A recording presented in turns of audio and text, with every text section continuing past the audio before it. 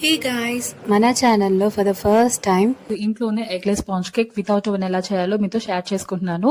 ఈ రెసిపీ చేయడం చాలా ఈజీ అండి. ఈవెన్ కిడ్స్ తో సహా కూడా చాలా ఈజీగా చేసుకోవచ్చు. సో ఫస్ట్ అయితే వెడల్పాటి బౌల్ పెట్టేసుకున్నాను. ఇందులో 1 కప్పు వరకు పెరుగు తీసుకున్నాను. ఇప్పుడు ఇది చక్కగా బ్లెండ్ చేసుకున్న తర్వాత ఇందులోనే 1 కప్పు వరకు పౌడర్ షుగర్ అయితే వేసుకున్నాను.